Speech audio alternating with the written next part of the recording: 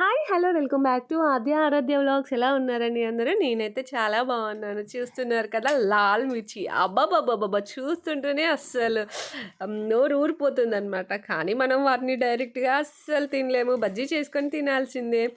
ఇక్కడ మనకి ఏదైనా పొరపాటున తినాలనిపించి ఇంకా రోజు మన ఫుడ్ మనం తింటే బోర్ కొడుతుంది కదండీ! అప్పుడప్పుడు బయట ఫుడ్ తిందామని ఆలోచన వస్తే మాత్రం ఖచ్చితంగా దాన్ని అక్కడే స్టాప్ చేయాల్సిందే. ఎందుకంటే ఇక్కడ అస్సలు మనకు బయట ఫాస్ట్ ఫుడ్ అనేది ఏం దొరకదు. మన దగ్గరైతే చక్కగా అసలు ఏం తినాలో కూడా అర్థం కాదు. అసలు ఆలోచించుకోవడానికే ఏం తినాలా అని ఆలోచించుకోవడానికే 5, 10 నిమిషాలు పడుతుంది. కానీ ఇక్కడ అట్లాంటి ఛాన్సే ఉండదనమాట.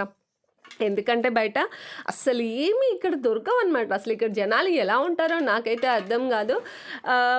ఇంకా ఇక్కడ మిర్చికైతే ఇట్లాంటి మిర్చియే దొరుకుతాయండి. మనం మిర్చి బజ్జీ చేసుకోవాలంటే అవి కాస్త సైజ్ కూడా పెద్దగా ఉంది కదా! ఇంకా అనేసి నేనైతే కట్ చేసి చేస్తున్నాను అనమాట. ముందుగా శనగపిండి తీసుకున్నాను. ఒక 2, 3 టీ స్పూన్స్ వరకు అలా బియ్యపిండి తీసుకొని ఇంకా అందులోనే కొంచెం గరం మసాలా, చాట్ మసాలా, ధనియా పౌడర్, కొంచెం టేస్ట్‌కి సరిపడా ఉప్పు అండ్ కొంచెం కారం అన్నీ వేసేసి కొంచెం నేను వంట సోడా కూడా వేశాను. వీడియోలో చూపించలేదు. చక్కగా మిక్స్ చేసేసుకొని ఒక 10-15 మినిట్స్ రెస్ట్ ఇచ్చేసి ఇంకా కడాయి పెట్టుకొని చక్కగా ఆయిల్ వేసుకొని ఆయిల్‌లో ఫ్రై చేసుకోవడం నాకంత పర్ఫెక్ట్‌గా రాదనమాట బజ్జీ చేయడం. ఏదో అలా చేసేసాను.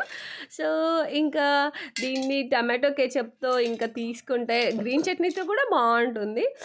అబ్బబ్బబ్బబ్బా! అస్సలు ఏమన్నా ఉంటుందా?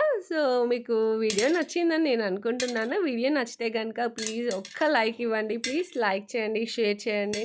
Please subscribe my channel. Bye bye.